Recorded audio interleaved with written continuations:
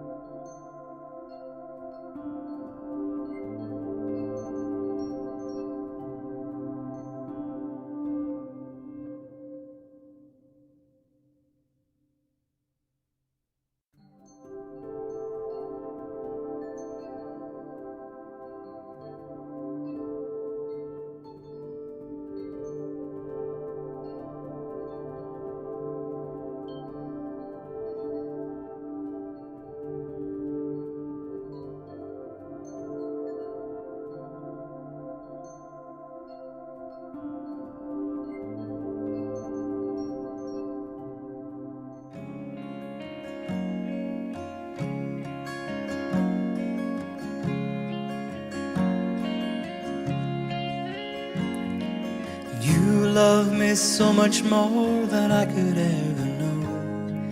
Your love is deeper than this world will ever show.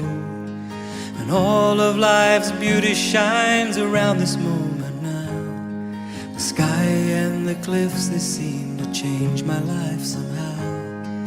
And I will never be the same. Will never be the same. Whoa, I will never be the same, never be the same ever again. Well, here I am waiting, Lord, my life is just for you.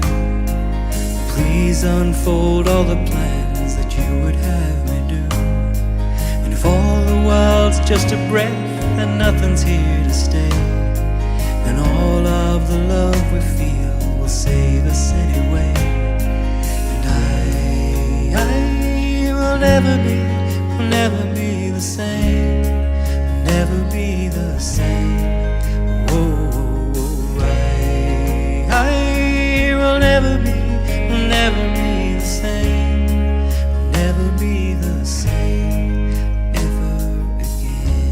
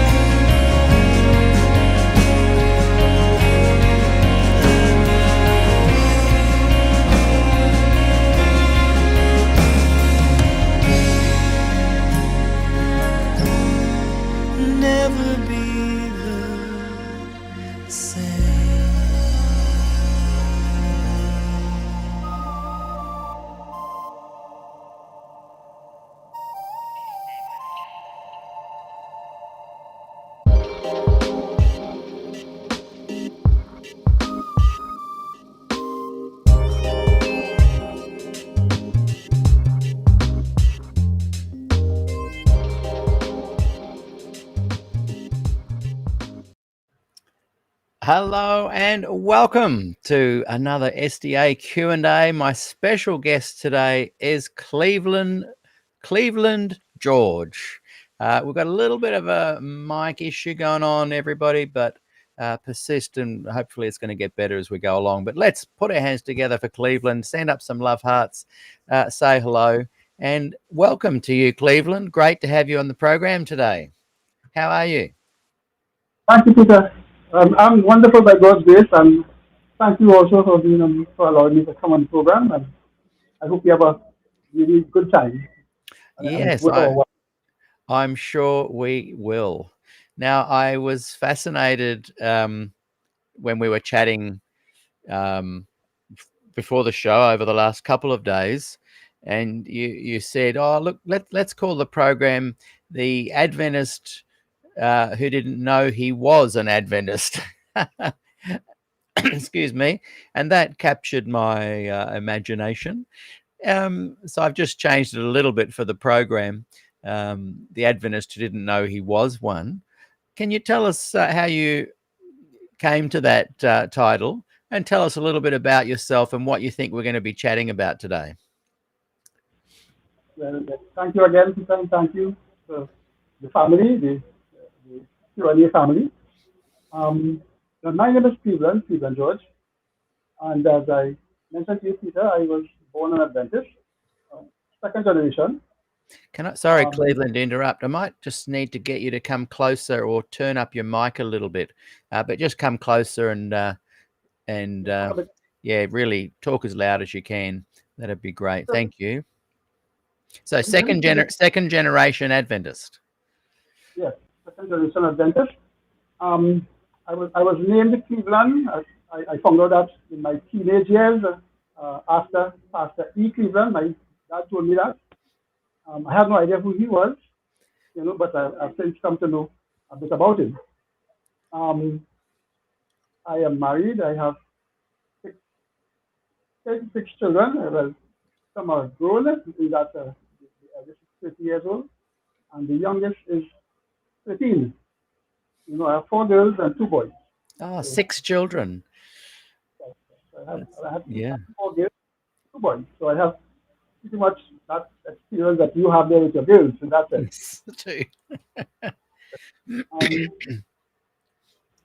But I grew up as an ordinary Adventist.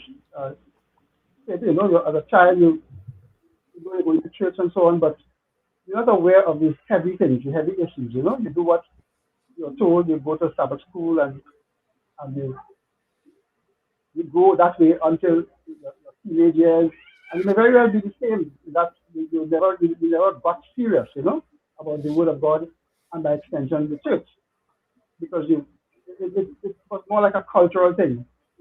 Church is like a culture as against I don't want to say a personal relationship with God, but because you don't want to say children do not look at that. That's the world you see as a child. You see that world, you go to church, you see the Adventist world, as they say.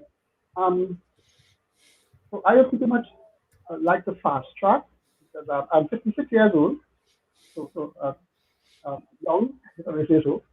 And I like to fast track to my later teenage years in terms of the Adventist experience. But let me tell you a bit about myself. Otherwise, just a few minutes about myself. Otherwise, I worked in the insurance industry for most of my life. What industry? Sorry, what industry? Life insurance. Oh, yes. Right. Let me talk a bit louder. Yes, the life insurance industry. Yep. Yes. I work in the life insurance industry. I'm pretty much a career life insurance agent. I had a bad experience with my company at the time. Unfortunate one. I was nothing wrong. And in short, I was terminated and blacklisted for about 25 years now. It's quite a story there. That's taken up a big chunk of my life, because I've actually been fighting them at the courts, And what do I say? As fate will have it, out of that battle that I've been having with them, I gleaned knowledge of the law. So I am also doing some law, and this is right now something that too, on my own. So that pretty much is that. Like I said, there's a big story there, but I it's really big. In fact, it's so big. I will end by saying this: what happened with the company, even though we had fallen out since 2001, about 2004, the company did something with their employees' pension fund. That is this group plan.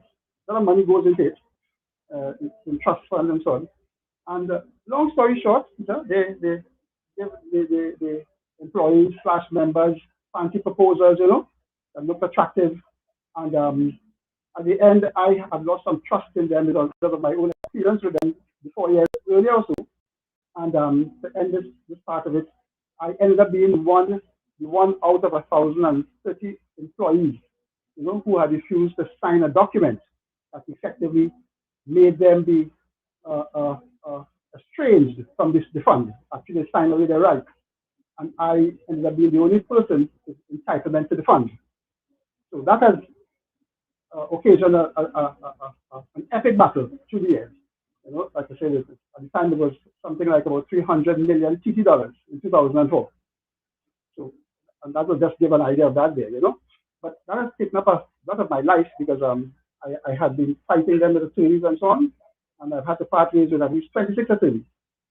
And like I said, and in that turmoil against that backdrop, I managed to glean the knowledge of the law to have to fight on my own. So that, like I said, that's a story by itself. But parallel to that, what happened is it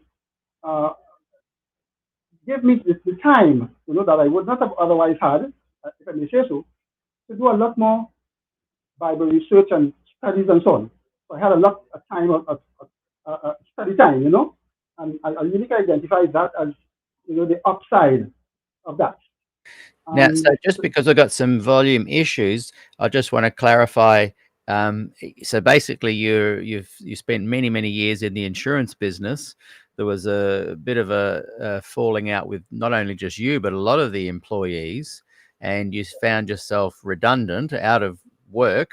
And the upside of that was that it gave you lots of time to do some Bible study.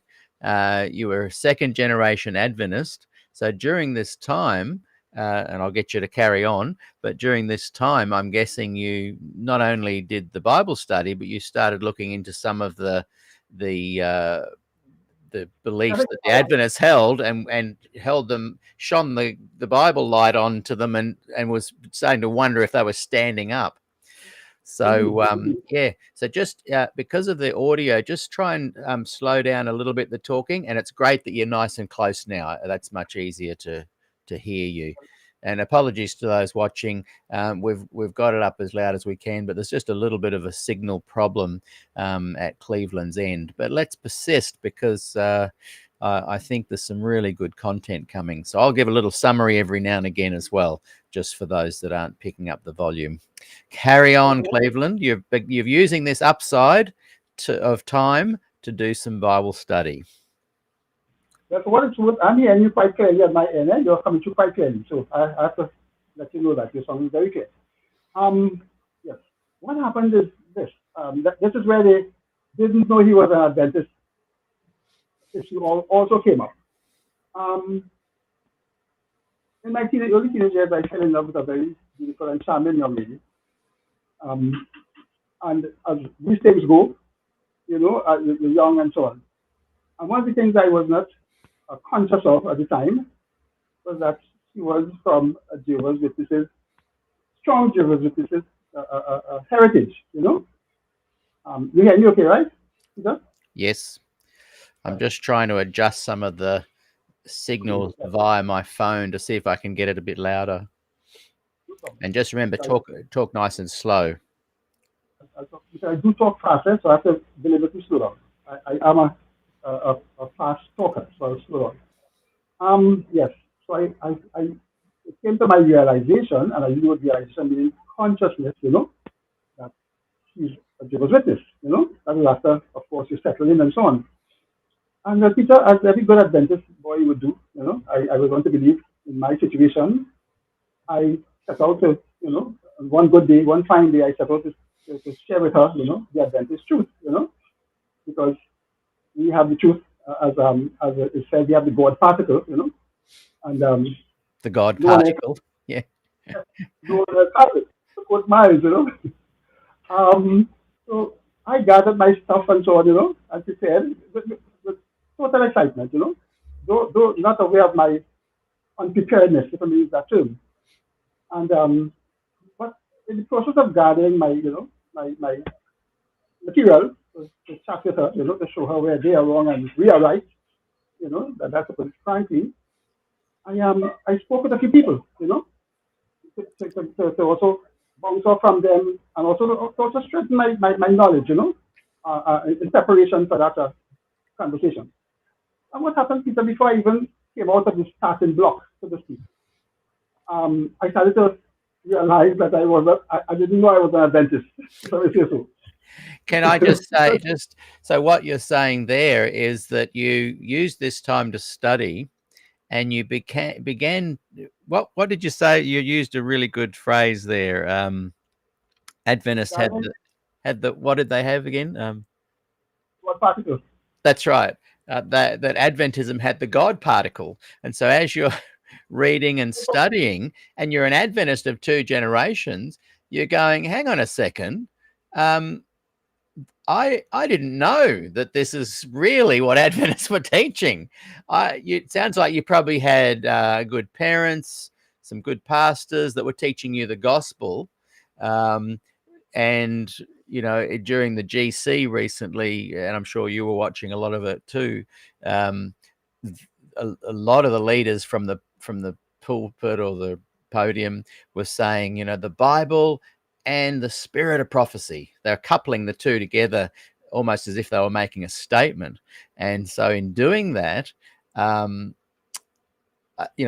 guessing that when you were raised, you got more of the gospel than the spirit of prophecy elements. And so you're doing this study and you're going, hang on a second, the Adventists claim to have the God particle, but this Adventism that it is kind of sharing and I'm realizing is what they teach isn't my Adventism. I didn't realize I was this kind of Adventist. So what happened next?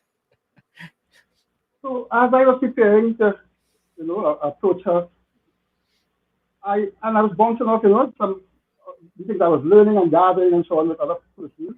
I started to talk with persons, including other Jehovah's Witnesses, I met with them and talking all in preparation, and I didn't expect, what happened next, which is that kind of do unto others as you have them do unto you. I thought I would be the one pretty much on the attack, and then I started to get some questions concerning Adventism, and I must admit I was not aware of the very source of the question, but being an open-minded person, I would say, are you sure? We teach that, are you sure?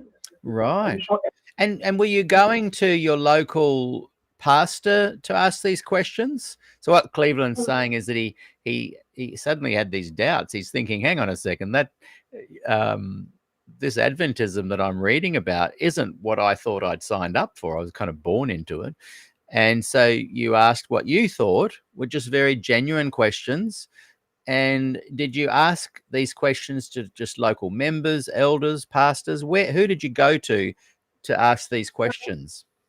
Or elders, because those who were doing Bible studies, many times you couldn't get the pastor, because he'd be so busy, But there are a lot of mature and educated elders, that you can get answers from. And the truth is, Peter, they didn't have answers to the question that I was getting. They didn't have answers. So I started to feel vulnerable because I thought, this was all about the Bible and the Bible alone. Yes. Even though at home we had, patriarchs and prophets, desires, ages, and I love to read. I really love to read. That's an understatement. That's why I think I'm surviving in my legal troubles at this time. Because lawyers love to read also. So I realized now I had to put a pause on it. And I realized, I have to write my own homework, before I go to talk to anyone. More so my then, fiance wife, So And So Peter, you were, how long ago was this? So you're 56 now.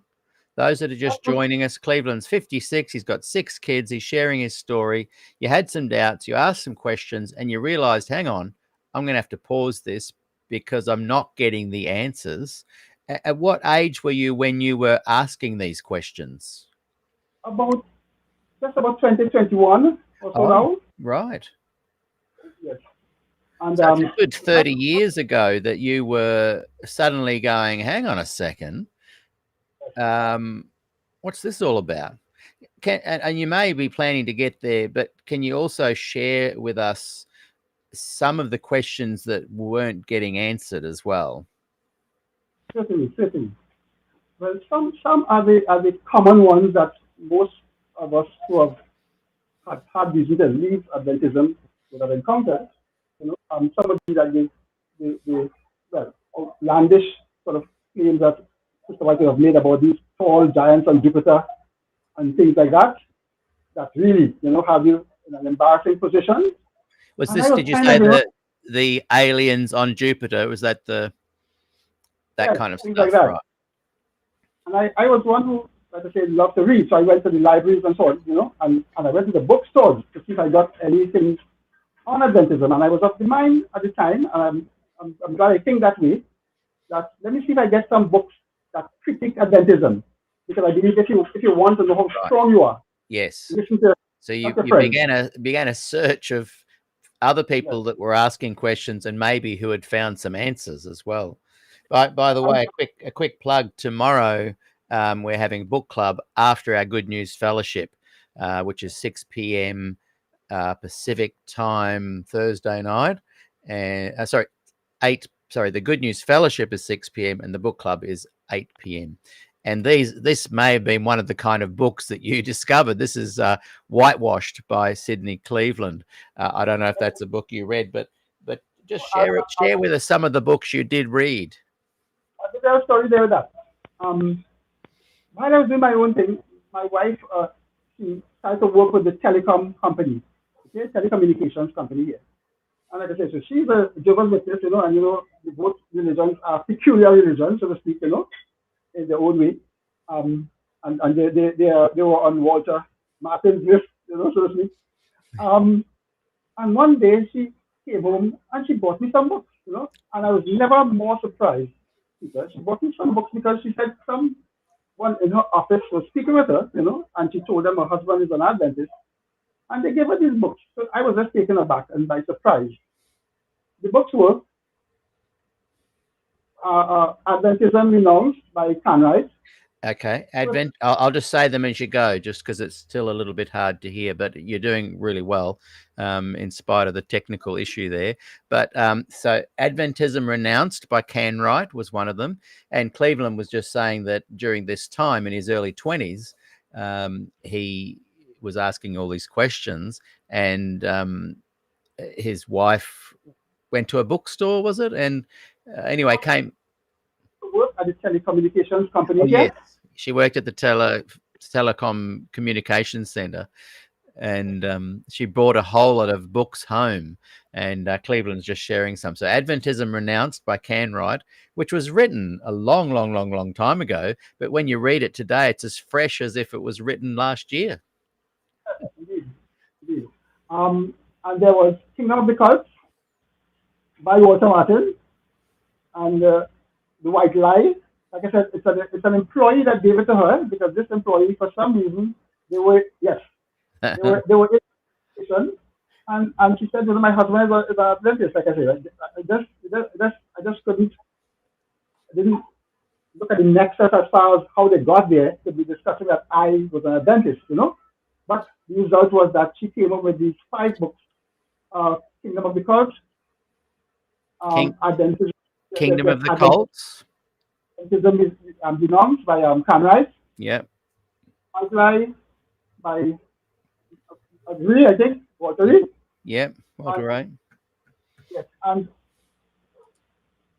Flavius Josephus as well. The works of Flavius Josephus. First time hearing about him at the time. Josephus. You hear me there? That one? The works of Flavius Josephus. Oh, yes, Josephus. yes. Okay, yeah, Josephus. The works of Josephus, yep. Interesting. Yeah. So there were 5 interesting books.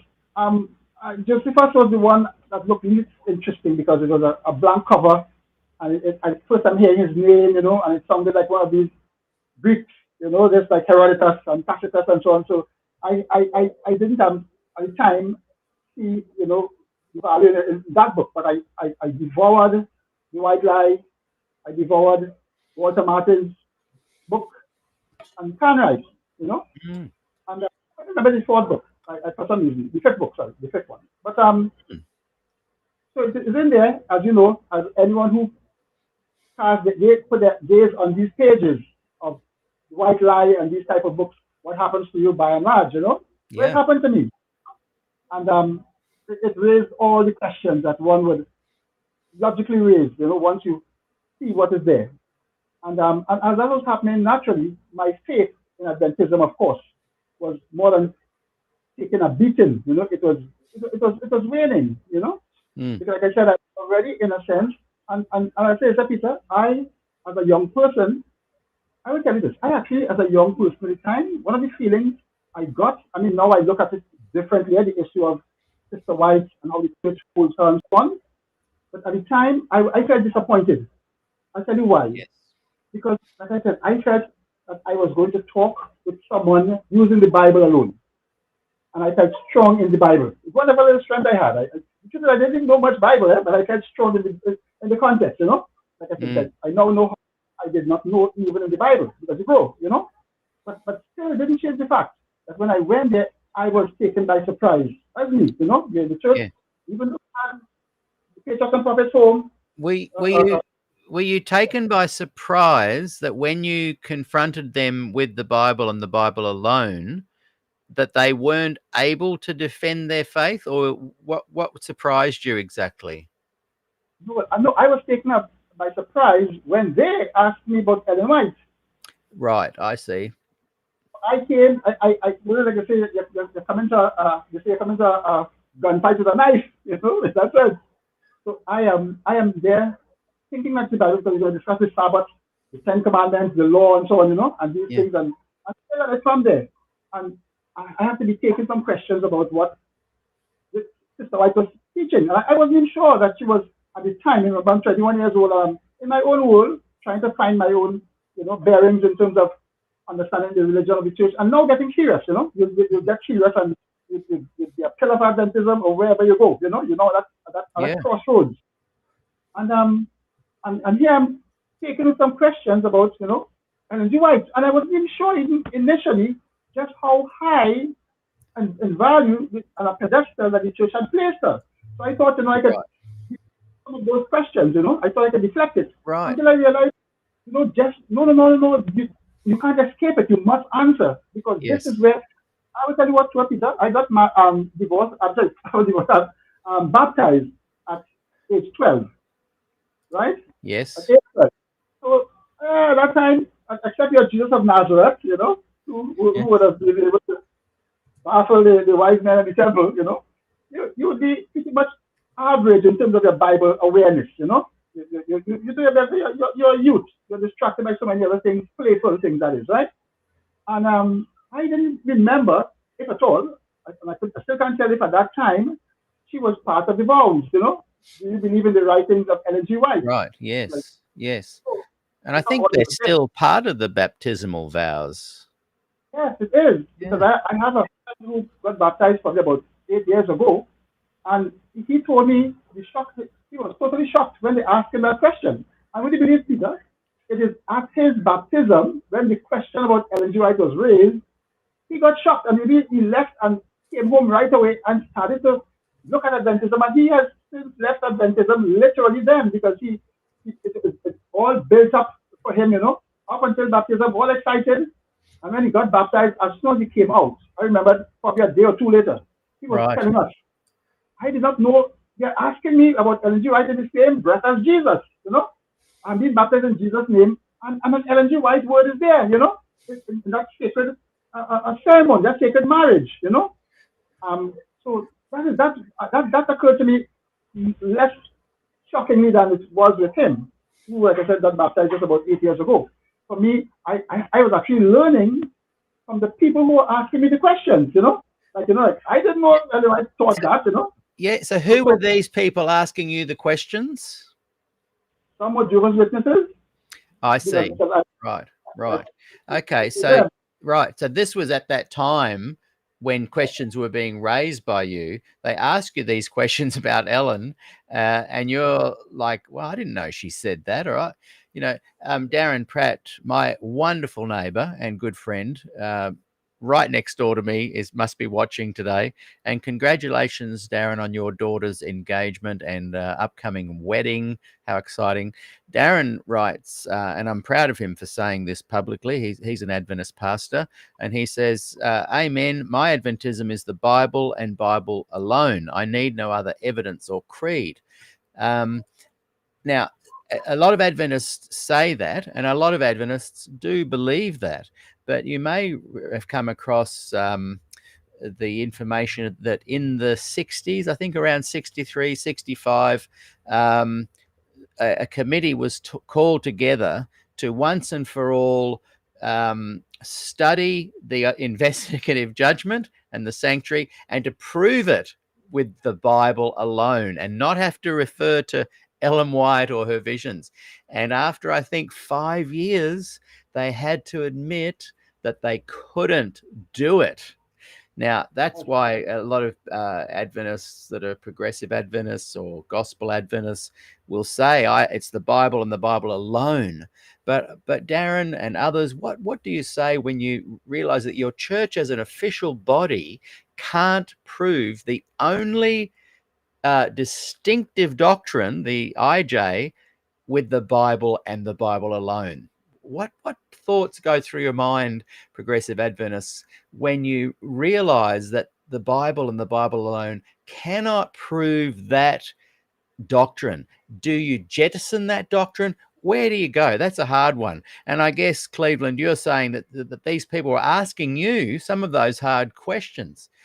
Sorry to keep recapping, but it's great. It helps us understand a bit better just because of the audio tech thing. I'm loving your story. Keep going. So I realized I have to take the beam out of my own eye first. So right. That was it. I put everything on the shelf. I'm not going after anybody else because I'm glad I was wise enough to know that I need to take my own stock. Come up to speed. With what I ought to be knowing. About Adventism, and then go from there. Well, I will tell you this. In my quest for what I would say, learn about what was taught. Whether outrageous or not. Whether they were outrageous teachings or not. But I was learning them. I was, of course, two things was happening at the same time. Like I said, I was losing faith in Adventism. The more I learned, the more I lost faith in Adventism. But the good thing was, the more I learned the truth in the Bible. Right. So the glass was truly half full of one or the other, and the other was like going up. Right. So Adventism appeared to you to be half full of the gospel. Do you know, someone wrote just a second ago, I'll bring it up on the screen, that 1.3 million people have left the Adventist church in the last 12 months. And I'm wondering if they too were people that were suddenly confronted with what you've been confronted with. A lot of people say, people just leave because they've been treated badly. What you've said so far is no bad treatment, simply theological, doctrinal exploration. Can these teachings hold up when compared to the Bible and the Bible only? That is fascinating. Continue. Since you mentioned that, I'm glad. I mean, a person's experience, they can't help. What you experience is just what happened to you based on your environment. I'm glad mine was not one of emotion. Where I had some bad experience. I was treated badly, as some people do. I'm glad mine was, at least it was on the basis of doctrine. Like I said, so I was able to at least keep focused. And look at that. And the good about it, the paradox is that I became stronger in the Bible while going through this process at the same time. the same time. So everything was happening. I was just discovering, but I was quickly coming to the point where I have to say, listen, I don't think I'm an Adventist, I don't think I'm an Adventist. The line has What's funny there is that you're in your early 20s and you go from this point of going, hang on a second, I didn't know I was that kind of an Adventist. Maybe even began a search to find others that were like you within the church, but found a lot of their defense of Adventism a little bit weak. So you go straight to the source, you go to the Bible, you put it against the teachings, you find that the teachings are very tenuous or can't be substantiated. You read those five books. I remembered three of them to bring up on the screen. Adventism Renounced by Canright, Kingdom of the Cults by Walter Martin, and The White Lie by Walter Ray. the other two were unrelated to Adventism. The other two was the Josephus and another one you were not sure. But those three are great books to be reading. But here's the crunch of me wanting to encapsulate what you've just said, which is gold. You then get disenchanted with Adventism, but you turn to the Bible and you find your life starting to flourish and be filled with, I'm guessing, a certain amount of joy and freedom, would you say? What kind of things did you find from the Bible that stood out to you as just changing your life? I'm largely self-taught, if I may use that term. I don't think we ever really self-taught, but I would say not formally taught in that sense. But it doesn't mean that I didn't read, good books from intelligent, done by intelligent persons, where if you have the capacity, you learn, how to teach yourself using these books, the Bible being the main textbook. So I studied things like, well, of course, the law, the Sabbath, we'll go at that. My position on that is I still believe the Sabbath is what it is. I don't believe that part where it's burdened down by the teaching that it is the seal of God. I don't agree with that. That is it's going to be the deciding Revelation 13 factor, as they say. In fact, I've written something on that. That you'll find quite interesting. I believe. I'll tell you this about that. Just a short point in it. One of Adventism's pillar is, apart from State of the Dead, the great controversy, a world that engulfs Adventism, and the book itself, Great Controversy. You know that one of the names under which the Great Controversy was marketed, I wouldn't say published, but it was handed out many years ago, was American Prophecy. You're familiar with that, right? That the Great Controversy was also renamed, if I may use that term, American Prophecy. Yes, right? I do remember they marketed it as American Prophecy and did it and printed a version of that. Yes, ran off thousands of copies. Obvious reasons, because it's a bit more attractive, so you give them some points for that, Yeah. But equally, the American Prophecy team that made them do that to the Great Controversy by just labeling it again, it comes from Revelation 13, the interpretation of Revelation 13. That is America that is going to enforce basically the mark of the beast. Yes. That's teaching, right? That they were going to that America was going to enforce the mark of the beast and the Sunday law. Yes. All the writings of Sister White in the Great Controversy concerning America and so on, we know it's there, because the history and so on, by which she tries to sell that idea. That too. But I'll tell you something, Peter, in short. Perhaps sometime I'll share with you just one paragraph. Not now, but I'll tell you the gist of it, okay? Literally within a paragraph or so. You see that two-horned beast in Revelation chapter 13, verse 11? That two-horned beast that it says America? That is not America at all, That is actually the entity in Revelation called the false prophet. Let me tell you why. And you see how this, and it is so crystal. You want to know, maybe Adventists will take a while to see it. as usually happens if you are particularly blinded by something, in a dissonance. But if you look, Revelation 13, Revelation 16, Revelation 19, and Revelation 20, you see three entities are mentioned in Revelation 16, for example. Three unclean spirits came out of the mouth of the dragon, out of the mouth of the beast, and out of the mouth of the false prophet, right? You know that is Revelation 16, right? But tell the kicker.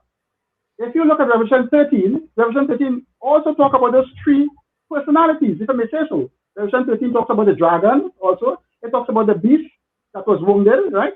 And it talks about this two-horned beast, right? But so we know the dragon and the beast is acknowledged. The two-horned beast is the one that is given the American identity because of the two horns, look like a lamb and speak like a dragon, right? But if you go, all you have to do, the key scripture is this. If you look from Revelation 13, verse 11 to 17, to see the works of this two-horned beast that causes all the world to worship the first beast, right? Which is what the scripture says. All you have to do, Peter, is go into Revelation 19, verse 19 and 20. Just those two verses. In fact, verse 20 has it. And you will see, in verse 20, you will see everything that the two-horned beast in Revelation 13, verse 11 to 17 does is summarized in Revelation 19, verses 19 and 20. In fact, and in Revelation 19, verse 19 and 20, it says it is the false prophet that causes all to worship the beast and its image. You see, it's summarized. It's summarized the activity of the two-horned beast in Revelation 19, verses 19 and 20, but says it is the false prophet. And you see where it goes from there. Yes. Would you suggest that Ellen White is the false prophet that's ushering in all of this, or that she represents many collectively the false prophecies? I can't be honest to myself and say that she's not a false prophet, while I call others false prophets. Because she's using the same tool on honesty, and these things are not based on my principles or yours. No. Honestly, you're not atheists here, You're not atheists. There's no real morality center, The center for morality is God himself, the Almighty, and his standard. And so you have to at least be honest and fair. And it's truly our greatest struggle, Our greatest struggle is to not be a hypocrite in life, Because it's easy to point at others. We often heard that. We often told that. So it's no different with me. So yes, and I'll say this. I know, in a sense, Peter, I have been kind of fascinated, in a sense, and kind of in awe as to, after listening to so many online speakers, authoritative speakers now, even those who come on your podcast and so on, important guys. I find they're taking so long to settle this issue on the fact that Adventism has it wrong. I'm saying they're taking long because you see in voices, but you see in a pushback from those who would be apologists for the position, right? And the defense league and so on, right? And I'm being dispassionately honest here. I am surprised that those who say and profess to say that Adventism has these scriptures wrong, Daniel 7, Daniel 8, Daniel 9, Daniel 11 wrong, that they can't unequivocally settle it. So the other party, even though they don't admit to the audience, it is so glaring, you just have nowhere to go, Yes, because yes. It settles that unequivocally. It can. In fact, I'll tell you something. That little page transcript I sent you, because it has perhaps 85% or more of my core points that is supposed to settle. And actually, I sent you a chart. Yes. Chart. What I'll get you to do also later in the Facebook group, if you could share both of those in the comments. Because I remember Dr. Alan Davis was talking. I can't remember if it was on your podcast or at Miles. Yeah. And he was going to the specifics of the proof, about how you end up at 31 AD and 30 AD and so on, and looking at the moon and so on, and the historical factors that will help you to pinpoint and to settle on the true date. Real solid evidential factors that make you say, yes, this is the proof, And them keenly because I am deep in those type of things. I'm a deep thinker. That my humble way, that is me, 100%. If I go 2 steps, it will be deep think. I may not run 100 meters or not. No. But And the problem is that the deep thinkers in the Adventist church, when they begin to relay some of their deeper thoughts and ask deep questions, the Adventist church is very good at either attacking them or silencing them. So you'll get your criticisms that are, I had a beauty this morning. I won't go into it, but on it's the I Support Women's Ordination group, which I align with. I support women's ordination, but I was having a little bit of a asking some deep questions of them, and even they immediately wanted to attack my motives and my character. It was laughable, really, but none of them were addressing the actual content. So Adventist leadership is fantastic at either trying to attack your character, which then makes everything you say obsolete or not. Don't go and listen to him. Or as they did with Reclaiming the Prophet, and I have my actual book of this, they silence and ban. And I don't know what gives these guys hope. You're in your 20s when you find out all this stuff and you leave. And you explore the Bible, and if they allowed you to ask these questions publicly, you know what would happen? Adventism would unravel. Well, but as someone said, recently I heard someone on a podcast saying we have come into the era where it's very likely it will unravel, because this is the very opposite of suppression. The fact that you and I can talk, and you're in Australia and I'm here, that means truth and error can go all over. The problem is truth for them. That's right. The problem, which is unfortunate. Very unfortunate. And sorry to interrupt again. It's just a bit of the sound thing. But you'll notice at the recent GC, not only were the leaders often saying, hey, we are a church of the Bible and the spirit of prophecy, they were also clearly saying to the independent social media outlets that they should really be avoided. They're going too far. Well, please, we will continue to go too far until you guys address the questions and claims we are asking. But they won't. They won't ever do that. I'll tell you something. That's human nature. I'll tell you what I mean by that. Short history, where there are organizations, right, of any large size, where, of course, that's accompanied by finances. Because once you have a large amount of persons in most organizations, especially religious, you find it is followed by a lot of finance, right? So that's what Adventism is. It's a church that has a lot of assets, and they on top of it there. And to a certain extent, I will want to believe that a lot of them know the truth, but they really have that decision that we talk about all the time, where they do I decide to for the truth's sake, to sacrifice and to lose all these resources I'm sitting on here, the control of assets and resources. That's always the decision, A lot of times it really boils down to that, where a lot of those in leadership position have come to see the truth, but they suppress that part of it because it will take them away from the position and all that accompanies it, which is, of course, including the financial resources. It's an interesting tension, isn't it? Because they've got, like those scholars in the 60s, they're all gathering with good intentions. They know the truth. They know that the Adventist core pillars cannot be upheld with the Bible and the Bible alone. They knew that, but here's the tension. They don't leave. They stay.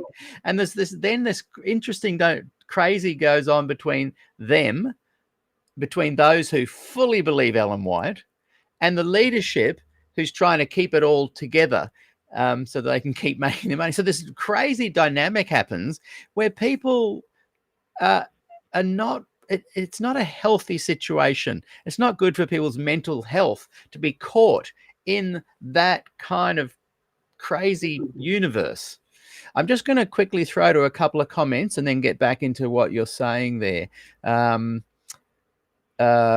David wrote, Exactly, Andy Mack. They say that, the Bible and the Bible alone, but they start quoting Ellen White. To them, she is part of the Bible. And to the progressive Adventists that say, no, it's the Bible and the Bible alone, well, then they have to answer the question, well, if you're claiming it's the Bible and the Bible alone, why couldn't all the scholars, after 5 years, why couldn't they come up with proof of that? Jane writes, and for many, including myself, it's hard to unlearn what is Ellen and what is actually the Bible. I think in many ways, Cleveland, it was lucky that you were young and able to go to the Bible. And, as you said, you had these books, kind of Adventism Renounced, Kingdom of the Cults, The White Lie. They kind of helped form a bit of a guide for you as you were leaving. So thanks, Jane, for that. And Andy writes, for sure, 1.3 million leaving. That's something to celebrate. I have read, and I need it substantiated, but that since the 60s, over 40 million Adventists have left the movement. It's a revolving door. Some get baptized and come in, just as much go out. And they're the ones who officially take their name off the books. I reckon most former Adventists I know, I reckon a good 80% of them have still got their name on the books. I think you mentioned you might even still have it on the books. And I reckon, hey, all formers, come on, let's get those stats up. Let's prove it to be more like 60 million than 40. Go and officially take your name off the books. Let's just read a couple more while we're looking at the chat. The Bible and the Bible only through the lens of the spirit of prophecy and the great controversy worldview. Now, some people are saying Ayrton Kohler has a different view and he's going to be more inclusive.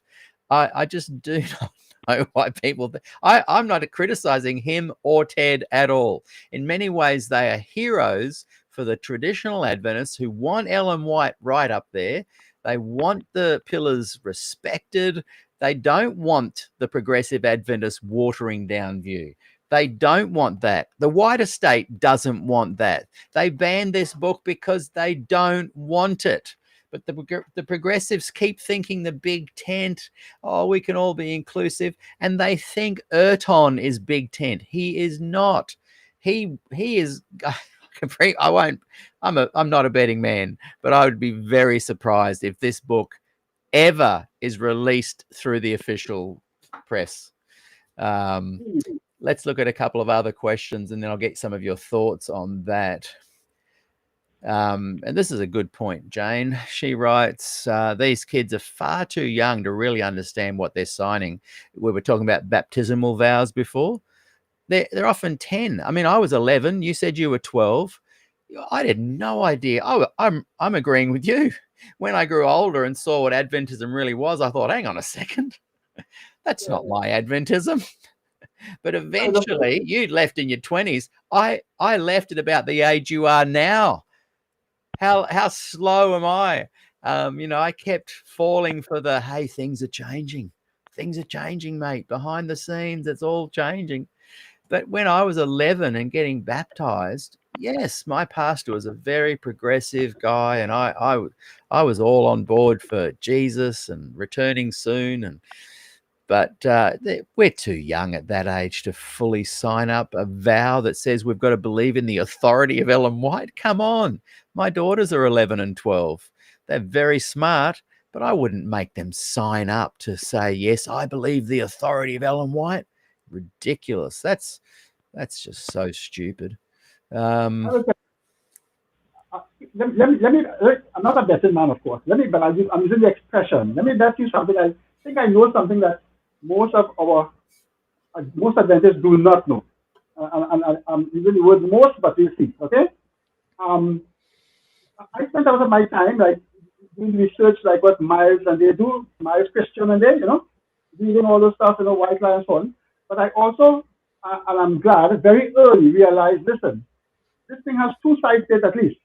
One is discovering, if I put it that way, and just how wrong Adventism is in terms of how many false teachings, if I put it that way, okay? I said, but that would be only one part. The other thing would be to find the truth. Because it has been said, not everyone who could tell you that you're doing something wrong can tell you what the right thing is. And many people don't know that you have to separate the two, even though they appear to be related. Like I said, you can tell me I'm doing something wrong, and then show me, don't do it, so do it this way, and it's wrong too, you know? So you're right about I doing it wrong, but then you give me another wrong option. That happens in religion all the time, you know? I mean, people go from one church to the other all the time. They're baptized as Mormons, or you know, and they baptized into the wrong church from wrong to wrong. I think Jesus has put it nicely in Matthew 23. You see, he said, the scribes and Pharisees in the King James version, they crossed land and sea to make one a proselyte. And after he's made a proselyte, he becomes twice a candidate of the hell and fire. So they did the guy injustice, you know. They should have left the guy there, you know, living his worldly life. They make him more lost, so to speak. So that has been happening every day also in the world around us. But I'll tell you this, Peter, I'm almost sure that few people know what I'm going to tell you here now. It's just a thought that came to mind, that is a simple point, a bit of historical fact. We know that William Miller was a Freemason, right? I think a lot of Adventists know that. You know that also, right? William Miller was what? Freemason. Oh, right. You know, he was a Freemason. I think he left, though. He was a Freemason, but before he started his time predictions, he left Freemasonry. So during his ministry years of predicting the return of Christ, he had already left the Freemasons. Let me tell you something. The answer to that is actually no, you know. Let me say this. In fact, there are records that says he stayed in that lodge, in I think the Morning Star Lodge, up till 1831. But here it is. I'm going to show something to you that is unequivocal. Yes, it wasn't too far before. It was in the early 1830s that he left. And you hear me, Claire? I'm coming through, Claire? Am I coming through? Claire, are you hearing me? Yep. Let me tell you this, Peter. I'll send you the document. Go back a little bit so we can lip read. Yes. There we go. I'll send you the document. There is documentary evidence, court documents, court papers, and reference to court papers. You hear me? It's unquestionable sources. For unquestionable sources. In fact, the source is the Grand Lodge itself. You hear me? In this case. But I have found the same information elsewhere. That in 1826, a man was killed. I'm going to send you papers here, and you go to the website every day, the Lodge website. You see there too, which is a very sure way to confirm what I'm telling you here. In 1826, a man was killed in America there, around New York. Okay, and the guy's name was Captain William Morgan. And he was a Freemason, and they say he triggered what they call the anti-Masonic movement of the era, right? So if you look up online, you see it. If you type in Captain William Morgan, you see a firestorm of information about what happened to Freemasonry in America, because it is said that he was kidnapped and murdered. In fact, everybody is sure he was murdered, and they admitted that he was kidnapped. I'm talking about the Freemasons who did it, admitted he was kidnapped. You hear me?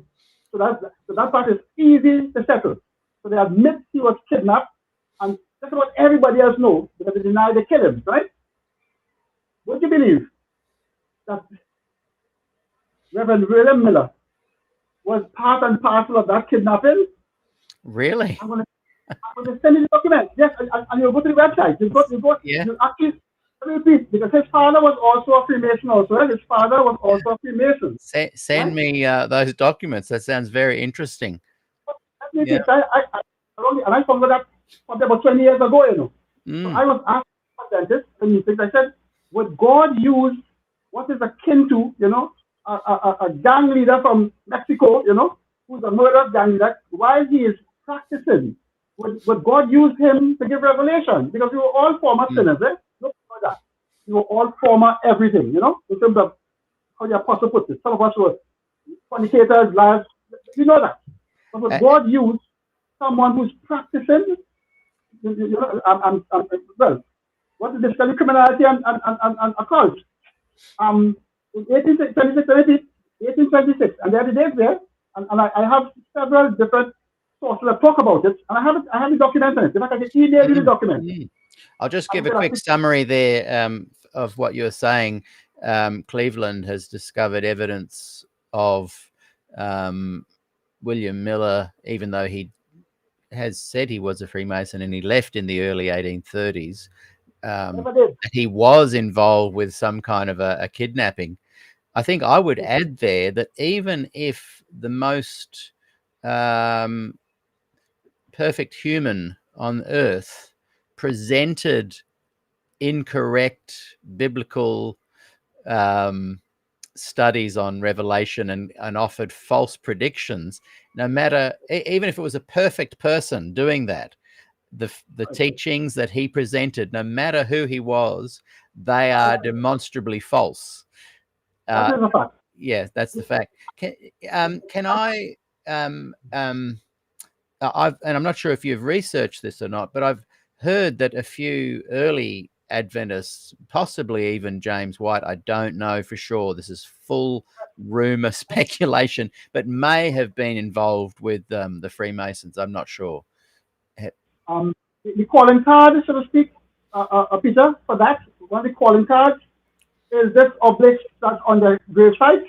You know, the tall pillars that is also in St. Peter's Square. This obelisk, they call it this obelisk. Like what Oh, the obelisk at the James and Ellen's grave. It was not fashionable in those days. Freemasons put that on their grave. You know what I mean? So there was nobody there because of that.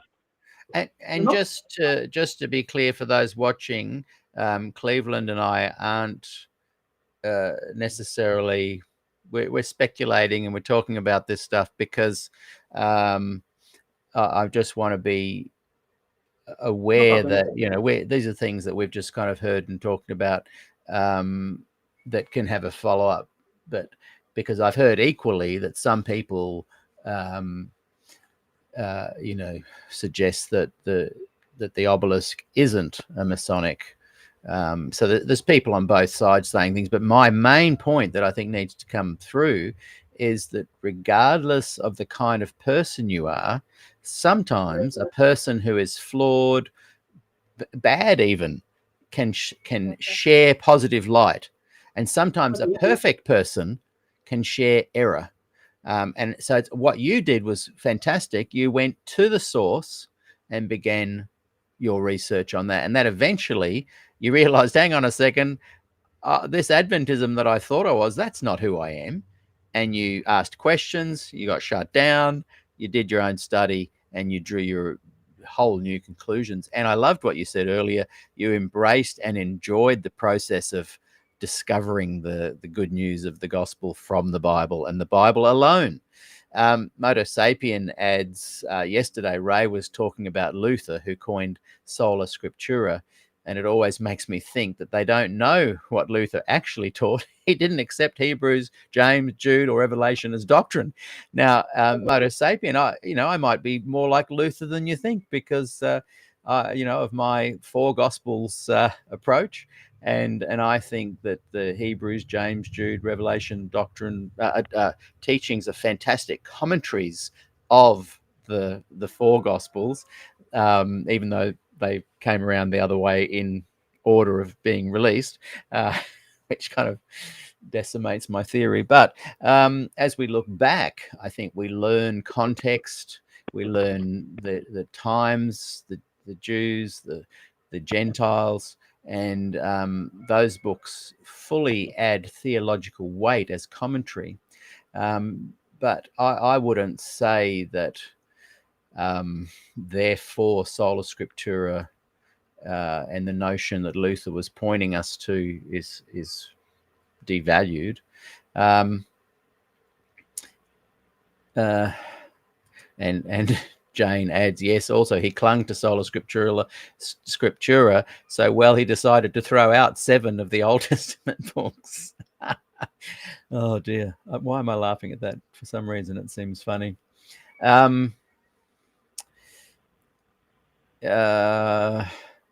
Andy Mack just adds that, yep, her little Adventist church loved her and she still studied her way out. A lot of it's not about whether you feel loved or not. I definitely felt the love from the Adventist community. I would feel a lot of angst towards me as well if I was playing music that was a bit up tempo or of the devil, they would say. But I had the good balance of people actually supporting me. I think you and I initially left because I didn't agree with the church's unethical, in my humble opinion, stance on women's ordination. I'm not saying there has to be a 50-50 representation of all types of people or an even split of, but I just don't like having two little girls knowing that there's certain jobs in the Adventist church that they can't do simply based on gender. I think everybody should have a fair shot at it, a fair go. And so I think you and I, though, essentially left because of the theology and the doctrine, when we realized that the claim that it's Bible and Bible alone is not true. Okay, let's read a couple more. Let's see. And Fred writes an interesting thing. Many Adventists also throw out the Apocrypha, even though Ellen had the Apocrypha in her Bible, along with all the other Protestants at the time.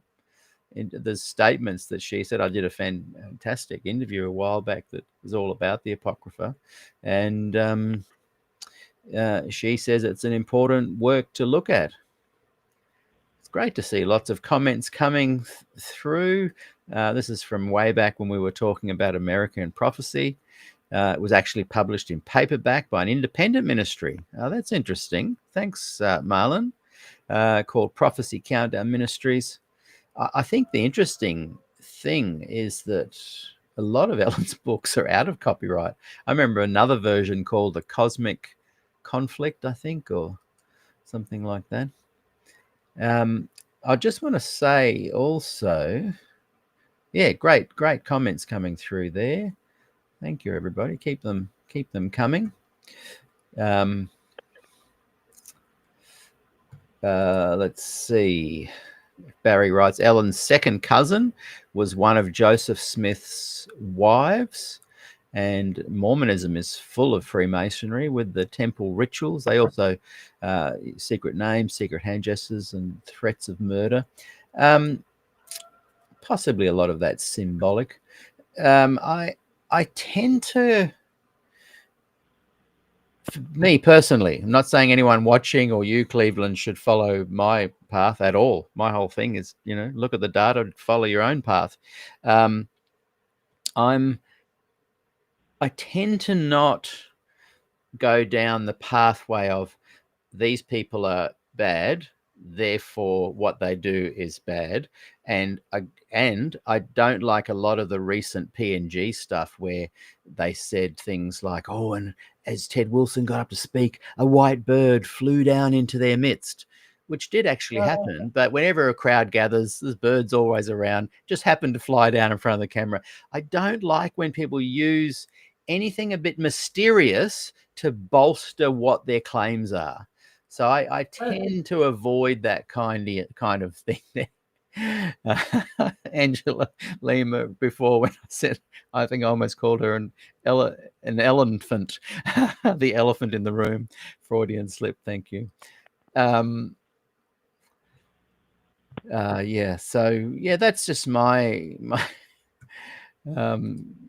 Ellen is the elephant in the room. They're just my thoughts on the use of mystery and supernatural to bring people in or to warn people away. I like what your initial approach was, to just go to the Bible, put it to the test there.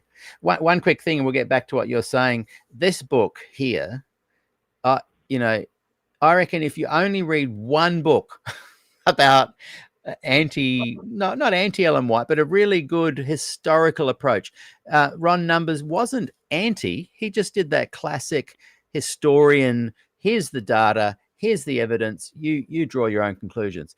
Prophetess of Health, I think, first released in 1976. It is probably the first book for me personally that I could, when I read The White Lie, it shocked me, and I couldn't read it. I had to put it away on a high shelf for a while. But this book, and this was probably, I'm not even sure, probably around the age you were when you were looking at a lot of this material, early 20s. I just stayed in the church, whereas I think you kind of left. You stayed socially and culturally, I'm understanding. And I think I jettisoned the beliefs, but I stayed as a cultural Adventist, and there's nothing wrong with that. My gripe isn't against people who stay for whatever reason. My view is for those who stay, and I know they don't believe it, but they try and make it fit. And I'm not even saying that they're wrong, but I'm just saying, can you speak more clearly and publicly about that? Anyway, this book I'm holding up, I highly recommend. Go and read it. I was listening to Steve Daly on another program recently. He's just done in the last few days. And he said when that book came out, he read it within the first month of its release. And then on the campus where he was a professor or a lecturer or teacher, the head of the department or the head of the whole institution said to all the staff, "You are not allowed to read this book. You are not allowed to read it." And that validates and highlights my theory before, that you'll either get attacked personally or they will silence you. And how many times do people in the Adventist church leadership realm say, don't read that book, don't watch that film, don't watch that show, don't talk to those people? And there's just something wrong about that. Okay, back to you. We're gonna wrap it up soon. So give us some of your thoughts there that took you from the Bible out of Adventism, but why you remained culturally associated with the church. Well, I remained there for two reasons really. One was I reasoned very quickly that if this is if Adventist is not the truth, then I'll go find the truth. And I thought, of course, initially that the truth would be in another church. That's the initial thought. So what I was not ready to do, what I didn't do, was simply go from Adventism and just go on joining another church without doing my due diligence, which is effectively the same thing I just did with Adventism, albeit in hindsight. I was born first, and then I had to do my due diligence early 20s. So I wasn't going to leave Adventism and go to another church where, on the same principles, while I left the Adventist church, which is they have false teachings too. I'm not going to leave you on the basis that you had false teaching and then go to another guy who has false teaching. But that's just how I put it simply. So what I did, so I stayed in the church also, but to interact and share, and to share my in Trinidad here, where I live, what you call the breakaway Adventist groups. All right. Are well represented, Okay, so you realize, like a lot of people, as you were looking for something new to land on, that really, a lot of churches, a lot of denominations, you couldn't really put your name to those, but you found fellowship in there's lots of kind of breakaway Adventist groups in Trinidad, where you live. Okay, well, tell us a little bit about them and how you found some, and do you worship with them to this day? Well, no, but okay, I spent some time with them, a few years, for about 10 years or so. But you met them because some of them were also in the church, like the Davidians, the shepherd rods, they call them. Vicky Hotter, the guy from the 1940s. So they would be in the church, and they would come for Sabbath morning service, and then they would leave in the evening. And they would kind of also carpenter of the church, so to speak. They would pray on church members, so to speak. If you know how the Davidians in particular behave, right? They will approach you and so on, and then encourage you to the meetings and so on. I was pretty open, only in the sense of checking all things, proving all things. So I went also, and the thing I found was that while they were what they call breakaway, and they regarded themselves as the true Adventism, if you talk to them, they talk. They're the true church, the true remnant in the remnant, so to speak. They all had the one common thread. They all still held on and still hold strongly and firmly to Ellen White's writing.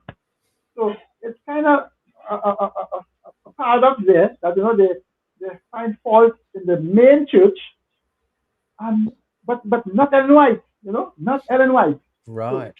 So So they're finding fault more in the politics, but not Ellen White, or the theology. What are you saying there?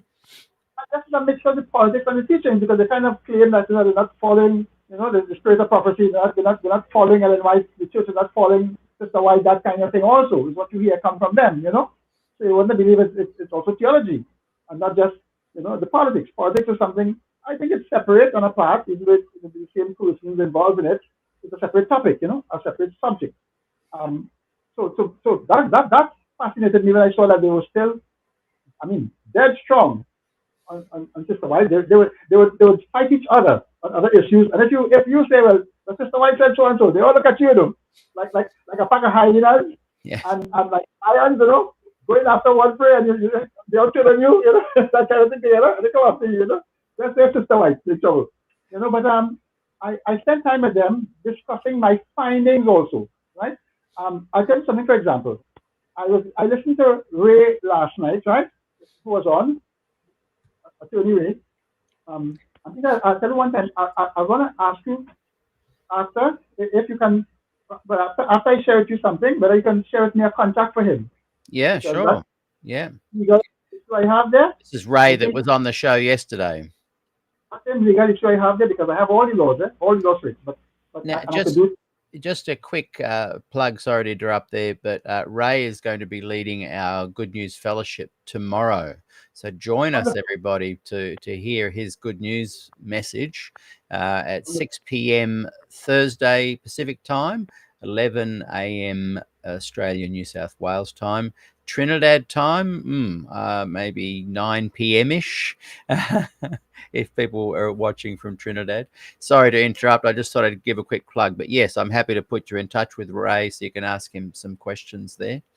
I will share with him a judgment, and he'll be able to tell everything from it, It's a 21-page judgment, of which I'm the center of it, in terms of the funds and the trust, because he said he knows trust law. So, and we'll take it from there, and we'll let you know about it, okay? Yes, what I was saying is that, so I you see Daniel chapter 9, for example. Now, I listened to Ray yesterday on the point of the day for the year issue, Yes. Numbers, and of course, here's a point. But one thing I'm sure about is that there's no way I know of no group of persons, whether it's Jews, non-believing Jews, or Christians, who do not admit that when you go to Daniel chapter 9, and the timeline there, you must go day for a year. Yeah. You day for a year fits. In fact, even though some of the fits are like this guy Bizarro, Bizarro with Superman. Yes. The kind of perverted version of Superman kind of thing. So that's how I compared how Adventism fits the Daniel 9 timelines, right? With the 31 AD and so on. But the point is, you must approach Daniel 9 with day for a year.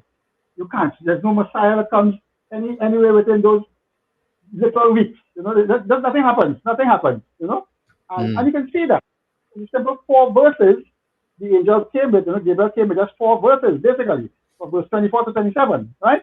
So Daniel has the answer to his prayers. And in fact, I told someone, I said, listen, if you look at Daniel chapter 9, from verse 1, there's a quick synopsis of it.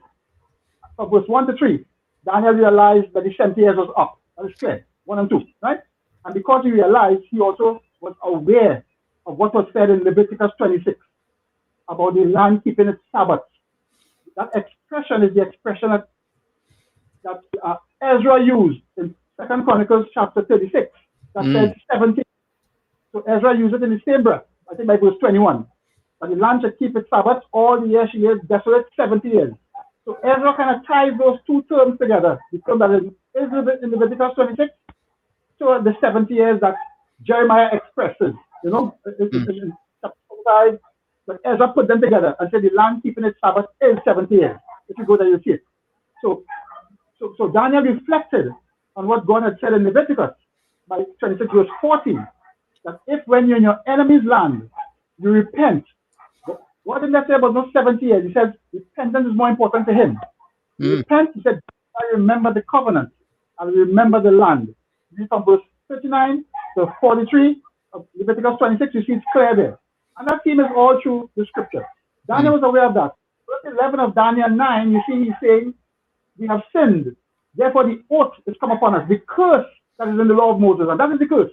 The curse, if you must summarize the curse really, of course, Deuteronomy describe all kinds of things that happen as curses, you know, plagues, famines, all kinds of things. But the curse really is a kind of symbolic of the place will be so desolate that the city and sanctuary will be destroyed. So talk about the curse, you talk about not just ordinary, like the Philistines come to them when they were in Judges, you know, they did evil and God sent the Philistines for them and sent the Ammonites and no. The curse is really the big punishment that involves city and sanctuary. Only twice, 70 AD and in Babylon, right? So Daniel was saying that this is the curse has come upon us. This is from verses 3 to 19. He's talking about the city and sanctuary is desolate, you know, our shame, city and sanctuary. So Gabriel came to him because Daniel is supplicating. He's mourning and he's confessing on behalf of his fathers because those are the words that God said. If you should confess your sins and the sins of your fathers. Daniel was a righteous man, but he still knew the context. You know, he knew the context. So he was confessing on behalf of the nation. And he had the ability to do it because he was the highest Jew in the earth. He was. And he did. And at that same time, literally Gabriel came right away. And Gabriel came to Daniel with good news and bad news in those 4 verses. You know what he told him? He said, Daniel, okay, good. The city buildings are being rebuilt because Daniel was about that, about Jerusalem. Look, we are ashamed. You know, the place, I mean, that's the most horrible. But talking about what is happening across there, right? And Gabriel came with good and bad news in 4 short verses 24, 25, 26, 27. Right? 4 short verses. He said, Daniel, listen, good news. Jerusalem shall be rebuilt. The streets, right? He said, but 2 little short verses down the road. Gabriel must have taken 5 minutes to give him that news. Because if you read those verses, you can read it in 5 minutes or less. So now Gabriel's going to say, and Daniel, I'll speak those words. And Daniel got the best news in the world because, like I said, you know how a Jew would lament Ichabod when the temple is destroyed. The glory has departed. You know, I mean, it is the opposite. So Daniel was no different and in his genuine heart.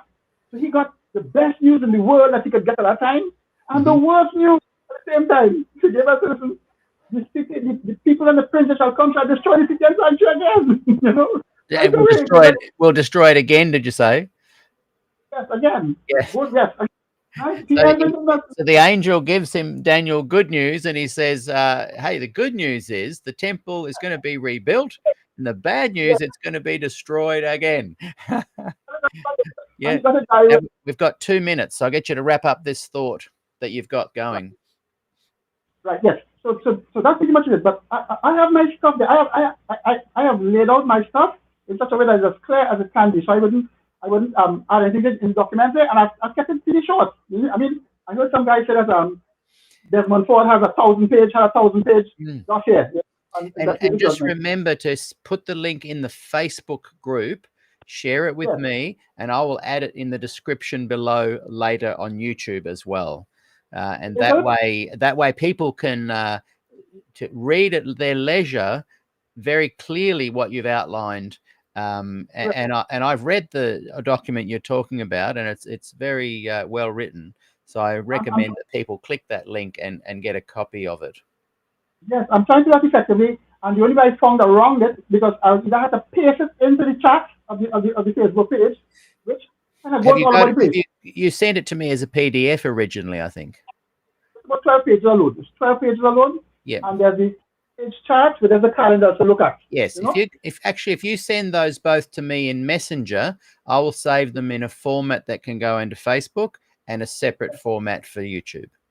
I will send them to you again. So ignore what I sent before. I'll send them. Yes, send them again because I often delete messages to save space. So I think I've only got your messages from today. I have all the authorities in there that shows why, including, like I said, the moon calendar. And I said, you see it's there. You see, in 3180, why Jesus could not have died then.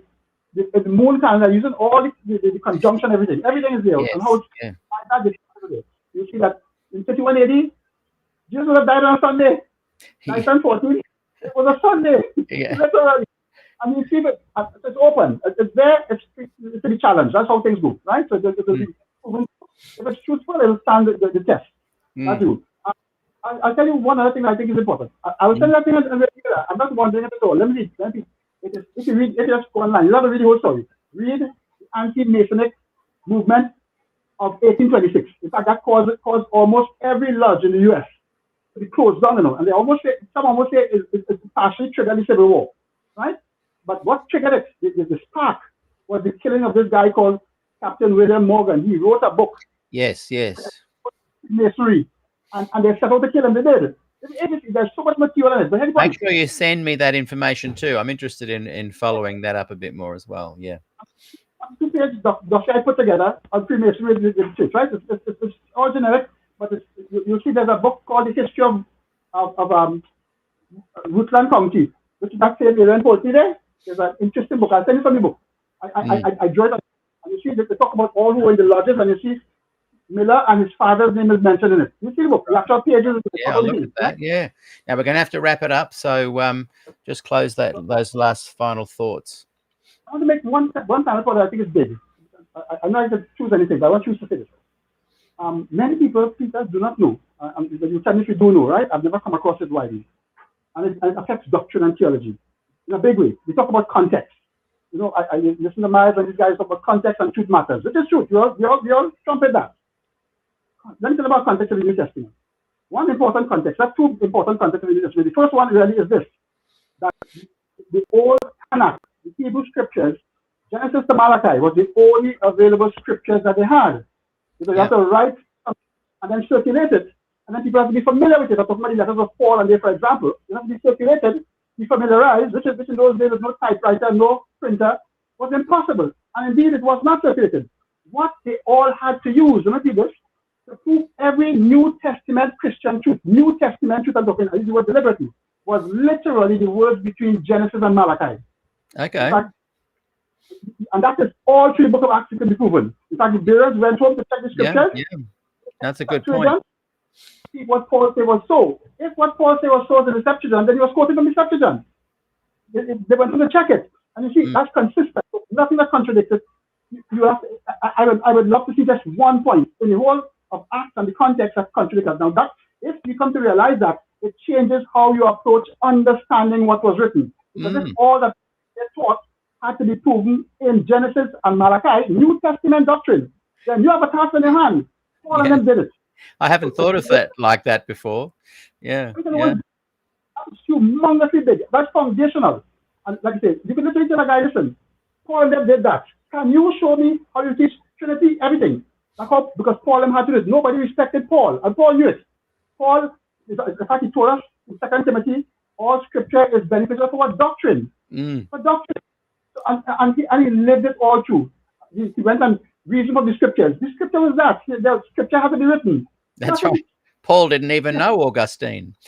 If you're going to, or Jesus. Yes, correct. He didn't. But the talk about Paul's writing was there. We gave us it was there, like how we have it in our hands, and we miss context in a big way if you look at the truth. There's another big thing I'll tell you in short too. That's really big. We can always drill that because, like I say, that should govern every discussion on the Bible if everyone is agreeing to context, right? Yeah. Because that's big. That's our context. Another big context is this. And Adventism has tripped over it in a big way.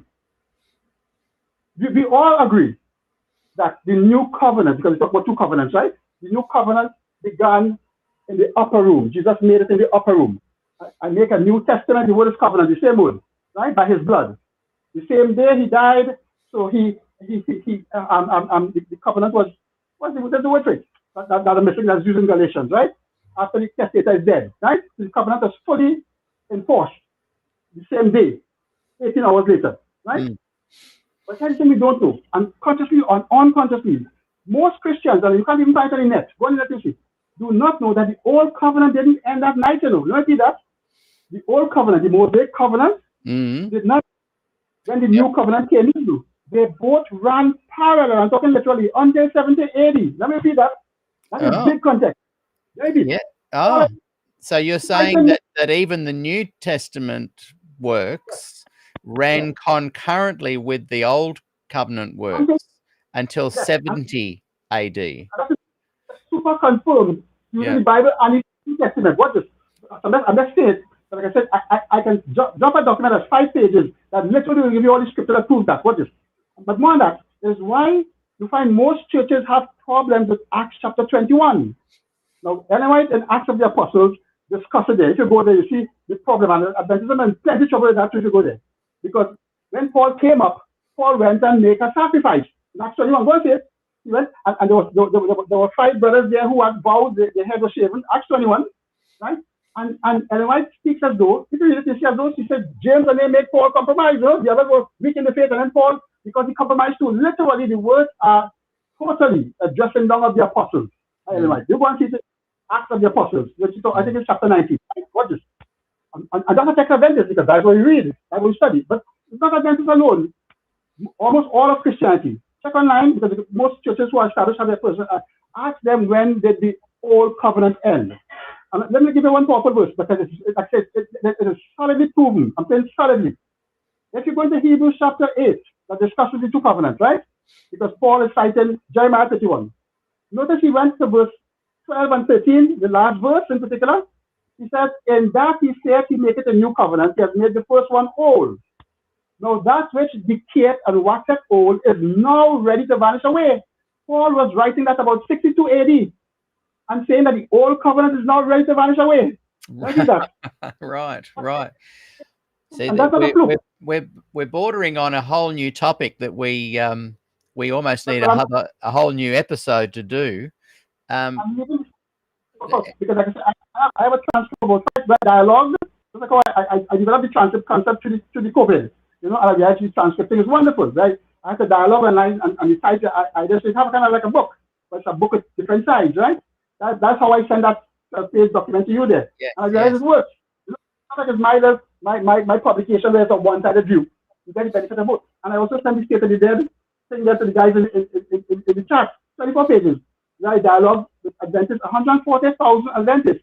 And they were quiet, and you see that I have to go to the link after, but I have the transcript, it makes it easy to read. Because sometimes when I post on Facebook, the posts go all over the place, you know. You can find the first post there with the limit, and then the next post will end up in another place that will go and switch for it.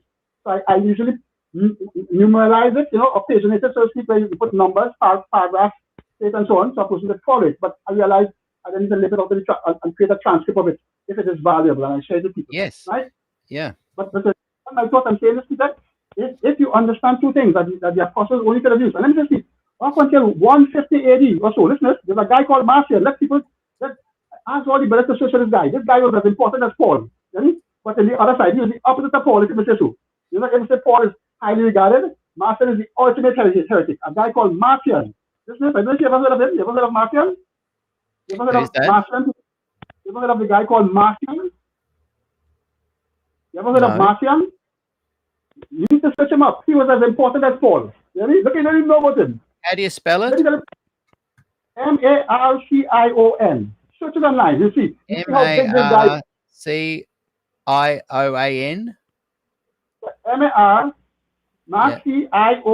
Yeah, Marcion. Mar. Oh yes, I have heard about him. Yeah. He's the guy who's responsible for the New Testament being in the canon. Yes. Yeah, I've been wanting to research him for a while. I'm glad you've reminded me. It's not opinion. This is just hardcore history, like Yes. No, I've just looked it up on Google. I'm going to read that later on. Hey, we have to wrap it up now. And I know you're in full flight with some really interesting stuff, but it's mainly because of the technical issues with our sound. It's harder to hear, and I don't want your good content to be lost on that. So what's that? We wrap it up, but we get you to send me those links. I will include them in the description below and also over on Facebook. And yes, that'd be great. But I'm not trying to cut you off in any way to shut you down or suppress you. I'm tremendously thankful for the opportunity to talk to you in person, so to speak, you know? Yes, we will try and arrange a Zoom chat or something like that. Now, I'm just going to close by reading a few comments that have been coming through, and then we'll say farewell. But I really appreciate your time today. And thanks for recommending those 3 main books that really helped you in your early 20s. You're in your 50s now. And we've talked a little bit about how you haven't signed up for any other particular church and you haven't taken your name off the roll. And some people are saying they're in the same situation. Jane has written, I haven't officially sent a resignation letter yet, but I'm not going back. Vanessa has written that she stayed, and she was director of children's ministries, and she could not lead the children astray any longer. Now, let's just say if you're an Adventist that is, hey, Bible alone, all the way, that's great. I really appreciate when I hear Adventists say that. However, just imagine coming into the church as a child, being conditioned in a way to meet baptism and to sign a vow that says you believe in the authority of Ellen White. That's a bit dangerous, I think. And then the church is demonstrably filled with many, many people and teachers and preachers who push Ellen White as a very high prophet, spirit of prophecy person. So it can be a dangerous place for young children, whether your house is teaching the Bible and the Bible alone. And Andy writes to Jane about the leaving. Jane, I feel so free now that my name is actually off the books. It took a lot of pressure off. I don't have to pretend anymore. And just for me personally, I noticed a difference when I left the church and when I officially took my name. There was a weird kind of psychological thing that really I noticed. I just felt something different. Lots of good comments there. Lots of people saying thank you, Cleveland, for coming on the show.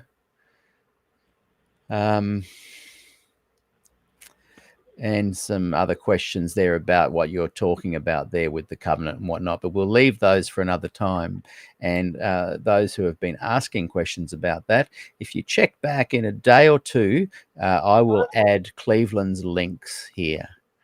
Cleveland, thank you so much for your time today. I really appreciate it. And apologies those watching with some of the audio problems. At Cleveland's end, there's a little bit of a signal issue. And so it's been a bit hard to hear sometimes, and there's been little funny chirpy sounds. But hopefully I've been able to kind of narrate from time to time and explain what is being said. And we've really appreciated your time today and your thoughts and insights. Have you got any closing words for us? Well, I want to thank you in a big way, and you and the family, and your family. Thank you. I said naturally talk fast, I think fast, but I know when there's a need to slow down, but because of the technical issues here. That's the problem. Speaking fast would not have been a problem if we didn't have the tech problem. I think it might be my laptop, because I have another laptop. I didn't plan to come on the laptop. I plan to come on with my phone, which you got problems with, and I want to use the laptop. We can experiment another time on Zoom first and get the right setup and go that way. Ray Doherty is just watching now. He's just joined us a bit late. And Ray, Cleveland is keen to get in touch with you and chat about a few things as well. And Ray will be on the program tomorrow for our Gospel Good News Fellowship. Motor Sapien has written, thanks, Peter in Cleveland. And Jane has written, Cleveland, your passion shines through. That's lovely. And Ray is giving some advice there. It's the mic. I would probably agree with that, Ray. You might need to get a mic or something to hook up there. One day. So I will be fine for next time. Okay, well, we will say farewell and thank you very much. And I think some of your family have been watching. You can't sneak them onto the screen and give us a little wave, can you? Would they come on and give us a little hello? Come on, let's say hi quickly. Come and say hi. Don't be shy. Hi quickly before. Just come say hi. Just come say hi. Come and give us a quick wave. Who's this? Hello, how are you? What's your name? I'm Jada. What's that again? Jada. Oh yes, how are you? And how? Well, you're not showing your full face. Like that's okay. I get that. Nice to meet you. Thanks for popping in and saying hello. Do you think Cleveland did a good job? Yeah, I know he's very enthusiastic as well. So. Yeah. Oh, we love that. We love it. Yeah. Never change. Enthusiasm is so important. Enthusiasm and an inquiring mind. Well, we will say farewell and thank you everybody for watching. We'll see you all tomorrow, and we'll look forward to that. If you can join us, come back tomorrow, Cleveland, and share some comments. See you everybody. Farewell until we meet again. Live long and prosper. Thank you, Peter.